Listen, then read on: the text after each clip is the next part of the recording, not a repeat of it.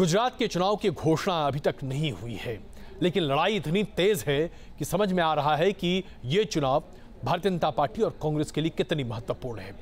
अगर आप राजनीतिक दृष्टिकोण से देखें तो आज भारतीय जनता पार्टी पर कांग्रेस दरअसल भारी पड़ती दिखाई दे रही है, क्योंकि अगर आप परसेप्शन की बात करते हैं, जो इमेज की बात होती है, इस इमेज की लड़ाई में आज भारतीय जनता पार्टी को जो चोट पहुंच रही है वो कांग्रेस के लिए फायदेमंद हो या न हो, लेकिन भारतीय जनता पार्टी के लिए जबरदस्त झटका है। पिछले 24 घंटे में पाटीदार नेता नरेंद्र पटेल ने सबसे पहले रिश्वत देने का इल्जाम सामने रखा और उसके बाद 10 लाख रुपए सामने रख दिए टेबल पर, जिसे देखकर लोगों की आंखें पटी की पटी रह गई। और उसके साथ साथ एक महीने पहले बीजेपी में शामिल हुए निखिल सवानी ने भी भारतीय जनता पार्टी को छोड़ दिया है। अब सवाल यह उठने लगा है कि क्या भारतीय जनता पार्टी डर गई है? क्या भारतीय जनता पार्टी ये महसूस कर रही है कि गुजरात में 150 सीटों का उसका सपना अधूरा रह जाएगा और इसलिए ताबड़तोड़ ये तमाम तरह की रणनीति इख्तियार की जा रही है, या यूं कहें कि गलतियां हो रही हैं? मुझे 1 करोड़ की ऑफर दी, आज 10 लाख रुपया मुझे रोकड़ा दे दिया और कल जो 5 का प्रोग्राम है इसमें स्टेज ऊपर मैं आऊँ, उसके बाद दूसरा पैसा कल देने का उसके वायदा किया है। जो समाज की बात करेगा, समाज के साथ रहने की बात करेगा, समाज को आगे लाने की बात करेगा, उसके साथ हम रहेंगे। एक्शन वाला वो तो पता है। सब सियासत की महामाया है। इन्हीं नोटों में आजकल राजनीति की छाया है और नोट में तो वैसे भी पैर नहीं पर लगे हैं। कल तक कुछ ऐसे ही नोट लहराकर बीजेपी सियासत का रंग गाढ़ा कर रही थी। अब हरे हरे नोटों की हरियाली में गुजरात की राजनीति का पारा चढ़ा दिखता है। बीजेपी वाले नोटों ने देश की सियासत हिलाकर रख दी। साल 2008 में कुछ ऐसे ही नोट देश की संसद में लहराए गए, तब आरोप लगाने वाली बीजेपी थी और कटघरे में कांग्रेस। आज देश के सामने कुछ वैसे ही नोटों की गड्डियां हैं, लेकिन कटघरे में बीजेपी है। इल्जाम लगा रहे हैं गुजरात में पाटीदार समाज के बड़े नेता नरेंद्र पटेल। आरोप है कि टेबल पर पड़ी ये गड्डियां तो बस टोकन मनी है, पूरा खेल 1 करोड़ का था। ये अलग बात है कि नरेंद्र के दावों पर वही वरुण पटेल सवाल उठा रहे हैं, जिनके साथ कमल खिलाने का वादा था। वरुण पटेल ने संपर्क किया था, पहले सुबह में मुझे उसका घर पे बुलाया और उसके साथ जाके मुझे गांधीनगर ले गया, जीतू वाघानी के घर पे। वहाँ से मुझे कमलम में ले गया और वहाँ मेरे पास प्रेस करवाई। पहले तो उन्होंने 10 लाख लेके प्रेस की, उसकी जगह उनको 1 करोड़ रुपए लेके प्रेस करनी चाहिए थी। क्यों 10 लाख रुपए लेके की? इतने पागल है क्या हो? कौन सच्चा कौन झूठा, इस पर मुहर लगानी मुश्किल है, लेकिन सियासत का पारा आसमान छू रहा है। आरोपों की बौछार है तो तर्कों के तीर भी। ये बहुत ही संगीन बात है। उन्होंने सीधा सीधे उंगली भारतीय जनता पार्टी के जो गुजरात के अध्यक्ष हैं जीतूबाई वाघानी, उनके ऊपर उठाई है। हम ये मांग करना चाहते हैं कि भारतीय जनता पार्टी गुजरात के खिलाफ FIR दर्ज होना चाहिए। इस मामले की जो तहकीकात है वो एक उच्च न्यायालय के जज के संज्ञान में होनी चाहिए। भ्रष्टाचार की बात हुई कि पैसे देकर खरीदा जा रहा है लोगों को, जो आजकल ये बन गया है रुझान भाजपा की जनतांत्रिक व्यवस्था को चलाने का। हमारे राष्ट्रीय अध्यक्ष अमित भाई जी एक सभा में बोले थे कि जब जब चुनाव नजदीक आएगा दूध का दूध पानी का पानी हो जाएंगे। आज सभी लोग जो पेड एजेंसी के रूप में काम कर रहे थे आज खुलकर सामने दिख रहे हैं और सभी को कांग्रेस वाले ही समर्थन करते हैं। जाहिर है गुजरात में जंग के ऐलान से पहले ही घमासान तेज हो गया है। बीजेपी के लिए नरेंद्र पटेल ही नहीं, निखिल सवानी भी मुश्किल बढ़ा रहे हैं। कभी हार्दिक के करीबी रहे निखिल सवानी अब राहुल गांधी से मेल मुलाकात में जुटे हैं।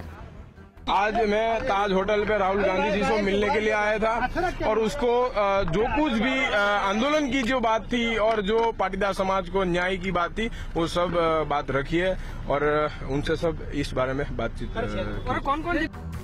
बीजेपी से 28 दिन में ही दामन छुड़ा लेने वाले निखिल बीजेपी को कटघरे में खड़ा कर रहे हैं। अभी इतने दिन हो गए, तब तक कोई भी डिसीजन इस बारे में नहीं लिया, इसलिए मैं बीजेपी से रिजाइन करता हूं, क्योंकि कोई बात पे जो पॉइंट हुई थी, जिस पॉइंट पे बात हुई थी, वो बात आज कहीं भी हुई नहीं है, इसलिए आज मैं बीजेपी से रिजाइन। जाहिर है गुजरात का चुनाव इस बार कुछ अलग ही अंदाज में लड़ा जा रहा है।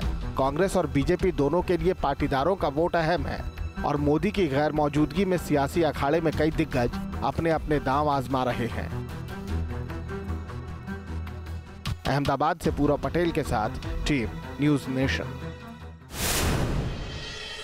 दरअसल गुजरात की लड़ाई आज परसेप्शन और इमेज की लड़ाई बन गई है और इस परसेप्शन में आज धीरे धीरे ऐसा लग रहा है कि कांग्रेस बाजी मारते जा रही है, क्योंकि social networking site, social media पर जिस तरह से आज राहुल गांधी की चिड़चिड़ वैसे नहीं उड़ रहे हैं जैसे पहले उड़ा करते थे, तो लोगों को यह उत्साह होने लगा है कि क्या कांग्रेस वाकई में पहले से बेहतर कर रही है।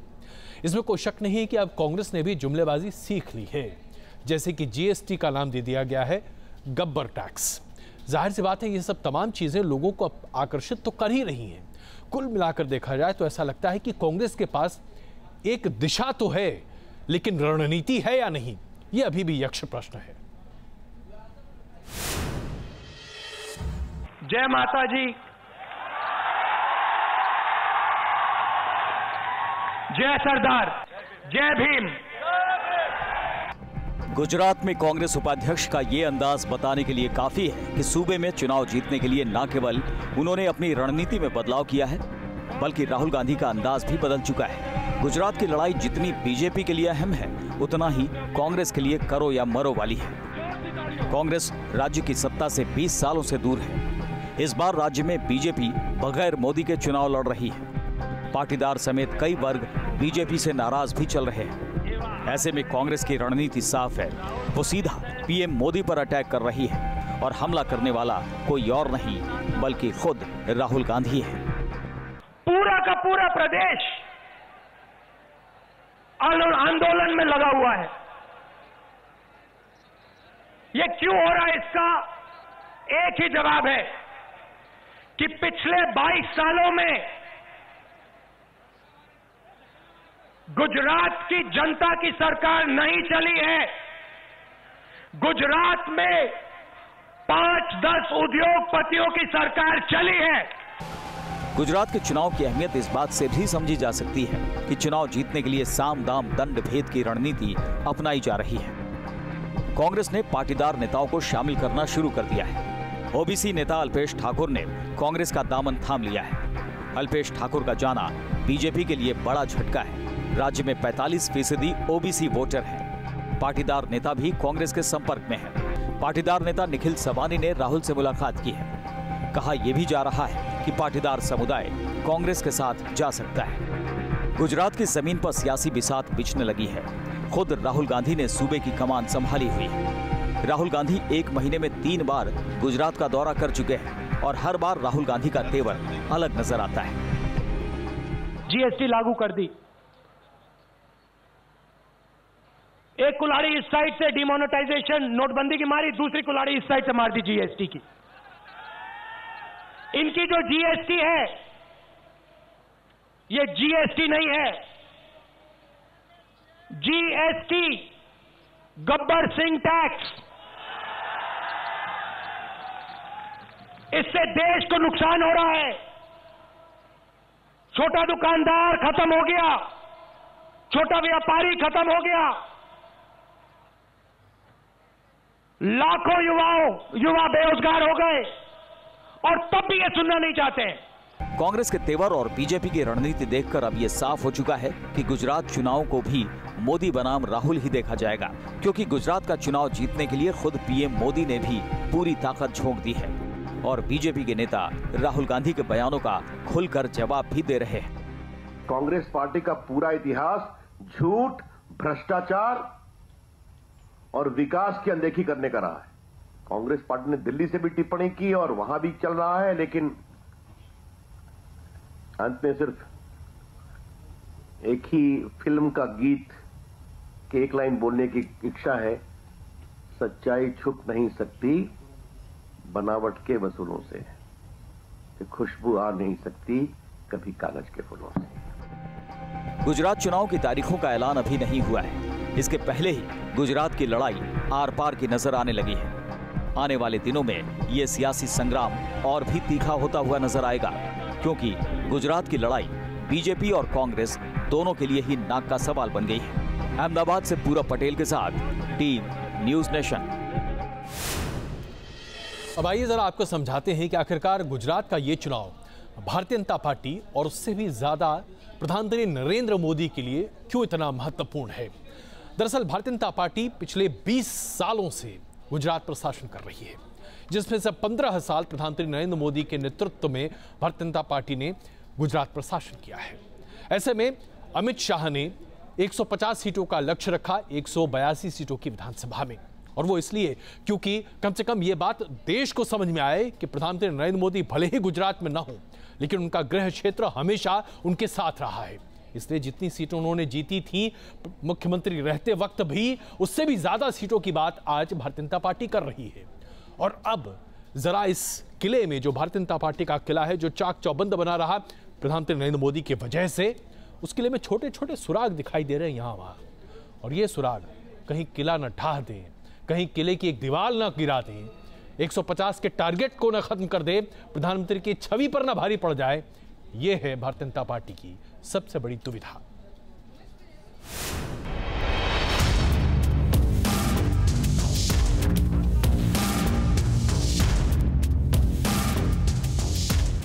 गुजरात में अभी चुनावों की तारीखों का ऐलान नहीं हुआ है, लेकिन बीजेपी ने अभी से राज्य में पूरी ताकत झोंक दी है।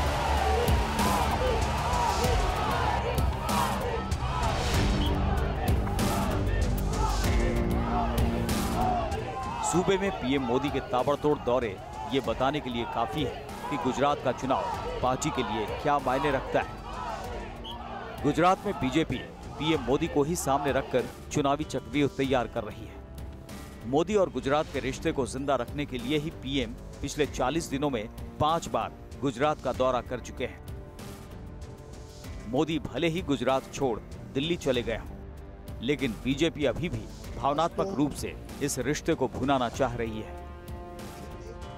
पिछले 40 दिनों की बात करें तो 14 सितंबर को मोदी जापान के पीएम शिंजो आबे के साथ अहमदाबाद पहुंचे थे और बुलेट ट्रेन की नींव रखी थी।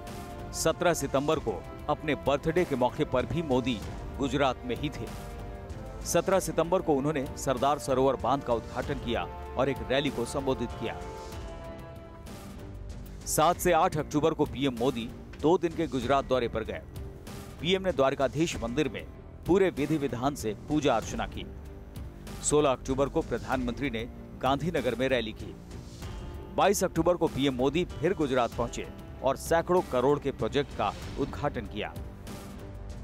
मतलब साफ है, बीजेपी के लिए ट्रम्प कार्ड पीएम मोदी ही है, क्योंकि इस बार बगैर मोदी के चुनाव लड़ना बीजेपी के लिए एक मुश्किल चुनौती है। जब एक सरकार पर विश्वास होता है, निर्णय के पीछे ईमानदारी नजर आती है, तो देश कठिनाइयों के बावजूद भी जी जान से साथ जुड़ जाता है। वो मैं अनुभव कर रहा हूं, और इसलिए मैं देशवासियों का आभारी हूं कि जीएसटी में जो हमने और अधिक सिंपल टैक्स को और अधिक सिंपलर करने का प्रयास किया है, उसका जो स्वागत हुआ है, उसके लिए मैं उनका आभार और अभिनंदन व्यक्त करता हूं। बीजेपी राज्य में 22 सालों से काबिज है। ऐसे में एंटी इनकम्बेंसी से भी निपटना पार्टी के लिए चुनौती है। पार्टी के पास सीएम के तौर पर मोदी जैसा कोई चेहरा नहीं है। पाटीदार समुदाय ने बीजेपी के खिलाफ मोर्चा खोल रखा है। ओबीसी समुदाय भी राज्य में आंदोलन चला रहे हैं। हालांकि बीजेपी इन चुनौतियों को ज्यादा अहमियत नहीं दे रही, वो तो उल्टे टारगेट 150 को पूरा करने का दम भर रही है। खुद अमित शाह गुजरात के चुनाव की रणनीति बना रहे हैं। गुजरात चुनाव को लेकर बीजेपी का वॉर रूम तैयार हो चुका है।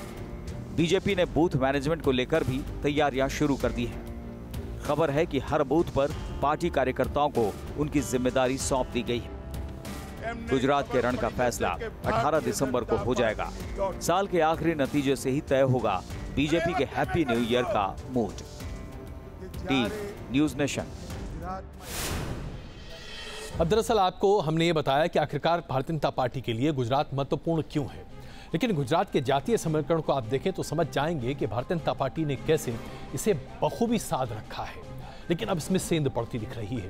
ओबीसी के अंदर आते हैं पटेल, जिन्हें हम पाटीदार कहते हैं, और अब पटेल बहुत नाराज हैं भारतीय जनता पार्टी से। दरअसल ये वही समूह है जिसने भारतीय जनता पार्टी को 1960 के बाद से लगातार न सिर्फ बिना शर्त समर्थन दिया, बल्कि सत्ता पर काबिज होने में हर बार मदद भी की है। लेकिन इस बार पाटीदार नाराज हैं, दलित नाराज हैं, और इसके साथ साथ शेड्यूल्ड ट्राइब, वो लोग भी, आदिवासी भी नाराज हैं। तो क्या भारतीय जनता पार्टी की राह बहुत मुश्किल है? एक बड़ी बात है जो कि भारतीय जनता पार्टी के पक्ष में जाती है गुजरात में, और वो ये कि तमाम शहरी क्षेत्रों में भारतीय जनता पार्टी का वोट बेस बहुत बड़ा है, बहुत अच्छा है। वहां पर सेंध लगाना आसान नहीं है। तो आइए जरा आपको समझाते हैं जातीय समीकरण क्या है, भारतीय जनता पार्टी के हक में क्या चीजें हैं, और भारतीय जनता पार्टी कहां अपने पैर फिसलते दिख रही है।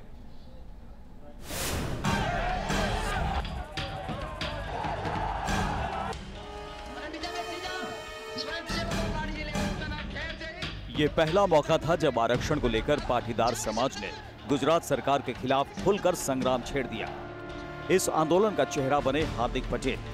गुजरात में बीजेपी की सरकार होने के बावजूद पटेल समुदाय के लोग बड़ी तादाद में सड़कों पर उतर आए, और तब ऐसा लगा जैसे बीजेपी का ये परंपरागत वोट बैंक उससे बेहद खफा है। देखते देखते गुजरात चुनाव दहलीज पर आ गया तो एक बार फिर पटेल वोट बैंक का गुणागणित साधने की कोशिश शुरू हो गई।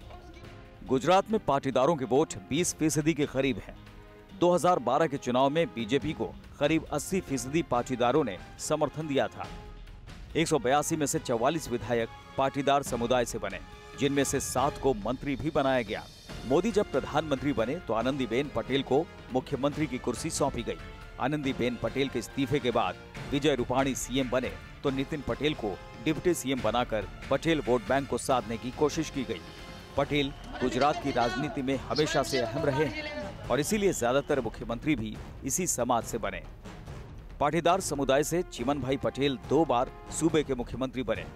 फिर बाबू भाई जसभाई पटेल आपातकाल के दौरान मुख्यमंत्री थे। केशु भाई पटेल भी इसी कड़ी का हिस्सा रहे। कभी कांग्रेस के खंभ यानी क्षत्रिय, हरिजन, आदिवासी और मुस्लिम समीकरण को बीजेपी ने इसी पटेल वोट बैंक से धराशायी किया, और अब पाटीदारों को अपने पाले मिलाकर कांग्रेस एक नया समीकरण गढ़ना चाहती है। हालांकि बीजेपी को भरोसा है कि पाटीदार उसका दामन छोड़ ही नहीं सकते। पाटीदार 90% भाजपा के साथ ही है, आज भी है।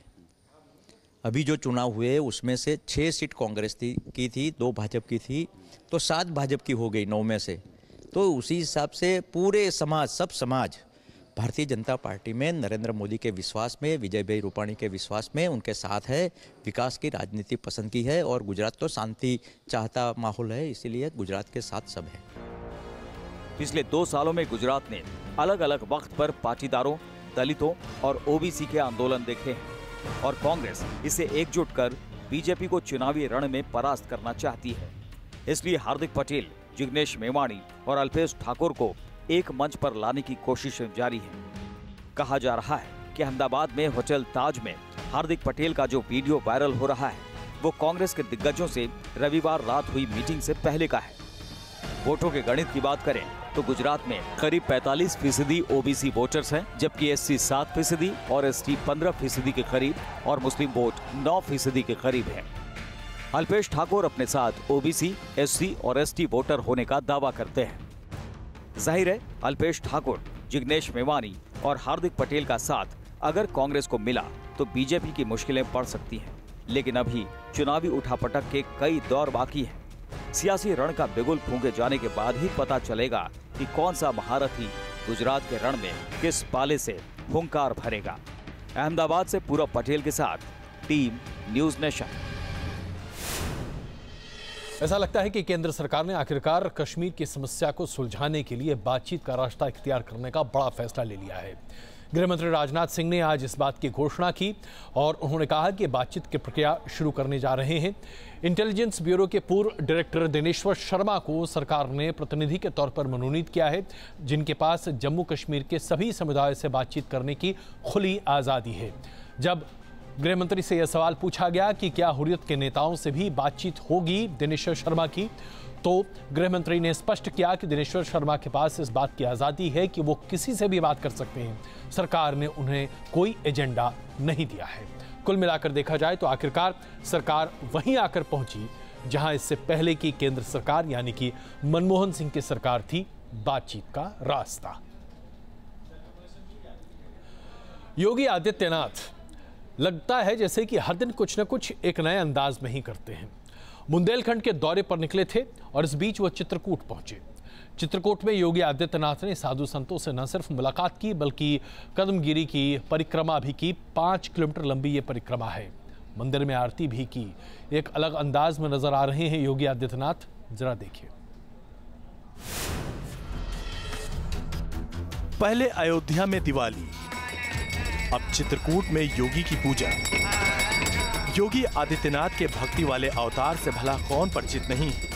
योगी एक महंत भी हैं, लिहाजा पूजा पाठ हमेशा उनकी प्राथमिकता में रहता है। चित्रकूट में योगी आदित्यनाथ का यही अंदाज नजर आया। चित्रकूट में रविवार को योगी आदित्यनाथ ने मंदाकिनी की आरती की और कई मंदिरों के दर्शन भी किए। अगले दिन भी योगी आदित्यनाथ का यही सिलसिला जारी रहा। योगी आदित्यनाथ ने कामदगिरी की परिक्रमा भी की, साथ ही चित्रकूट के विकास का वादा किया। योगी ने चित्रकूट के विकास के लिए 45 करोड़ की योजनाओं की शुरुआत का ऐलान किया। ये कोई देखिए, जिन लोगों के पास कोई दूसरा कार्य नहीं है उनको हर कार्य में राजनीति नजर आती है। अगर हम अपनी आस्था को व्यक्त करने और श्रद्धालु जनों की सुविधा और सुरक्षा के बारे में कोई कार्य योजना बनाने के लिए आए हैं तो मुझे लगता है कि उन्हें धैर्य से इन सब चीजों को देखना चाहिए। चित्रकूट में कामदगिरी की परिक्रमा पूरी होने के बाद सीएम योगी आदित्यनाथ ने एक जनसभा को संबोधित किया और विपक्ष के सवालों का जवाब दिया। मैं आप सबको आश्वस्त करने के लिए आया हूं। भारत सरकार की मदद से प्रधानमंत्री कृषि सिंचाई योजना के माध्यम से हम लोगों ने बुंदेलखंड के लिए एक बड़ी कार्य योजना तैयार की है और ये कार्य योजना जिस दिन पूर्ण होगी बुंदेलखंड में पानी की समस्या का समाधान हो चुका होगा। दूसरी तरफ विपक्ष ने योगी आदित्यनाथ के दौरे पर तंज कसा। राम भक्त कोई होगा तो सबसे पहले राम का अनुकरण करेगा। उसके जो आदर्श हैं, चाहे वो सामाजिक जीवन के हों, चाहे निजी जीवन के हों, चाहे सत्ता के हों, उन आदर्शों को वो पूरा करने का प्रयास करेगा। लेकिन भाजपा सिर्फ राम की तिजारत करती है, राम के आदर्शों पे चलने का प्रयास नहीं करती है। अयोध्या हो या फिर चित्रकूट, योगी आदित्यनाथ ने अपने दौरे से कई पैगाम दिए हैं। धार्मिक केंद्रों के विकास के संदेश के साथ ही वो मोदी के मिशन 2019 का खाका भी तैयार कर रहे हैं। Manvendra Pratap Singh, news nation, Chitrakoot. क्या आप इस बात की परिकल्पना कर सकते हैं कि यमुना एक्सप्रेसवे पर भी ट्रैफिक जाम लग जाए? भाई ये संभव है क्योंकि हमारे यहाँ हम एक बड़ी अजीब परिस्थिति पैदा कर देती है। टोल प्लाजा इस तरह से बनाते हैं और टोल के आसपास ट्रैफिक की व्यवस्था को किस तरीके से हम बिल्कुल बेकार बना देते हैं। ये देखिए, ये है यमुना एक्सप्रेसवे पर मथुरा के टोल नाके की तस्वीर और ये प्रदर्शित करती है कि कैसे बड़ी संख्या में गाड़ियां बस फंसी पड़ी रही, लोग इस ट्रैफिक जैम पर फंसे रहे। आखिरकार पुलिस को वहां पर टोल नाके पर लोगों से फ्री में जाने के लिए आग्रह करना पड़ा और टोल वसूलना बंद करना पड़ा, जिसके बाद इस ट्रैफिक जैम से निजात मिली।